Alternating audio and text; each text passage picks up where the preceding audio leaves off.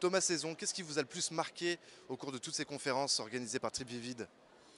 D'abord les chiffres, ne serait-ce que des participants, la taille de la salle, et puis les indicateurs web et de croissance sont quand même phénoménaux. On parle de visites mobiles de l'ordre de 700 millions de vues. Je pense qu'on est effectivement dans des dimensions et voilà, des calibres qui sont très différents du marché français. Est-ce que vous pensez qu'en Europe, on est armé pour faire du business par rapport aux plateformes américaines et aux acteurs chinois? Je pense qu'on commence à l'être de plus en plus. Par contre, je pense que voilà, ça manque encore de technologie, ça manque encore d'adaptation.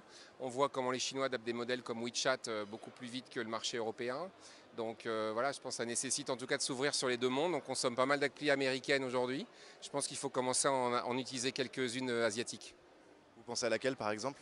Je pense à WeChat en particulier ou à d'autres formats de capsules vidéo qu'on a pu voir. Il y a pas mal de choses comme Facebook qui sont des applis qui sont in-app ou des fonctionnalités in-app qui convient en tout cas d'utiliser pour certains formats si on veut commencer à draguer la clientèle chinoise. Quel est le prochain outil que vous allez développer, vous, pour la Compagnie des Alpes? Déjà, on va essayer de développer des stations de ski qui soient attractives et qui permettent de rentrer dans l'offre touristique chinoise. On en est vraiment au balbutiement de faire venir cette clientèle, en tout cas pour cette perspective-là. La Tour Eiffel et les Galeries Lafayette, ça marche bien. Pour nous, le marché, c'est de faire venir dans les parcs de loisirs et de faire venir sur les domaines skiables. Les Chinois sont en train d'apprendre à skier depuis maintenant 3-4 ans. C'est un marché potentiel de 5 milliards de skieurs.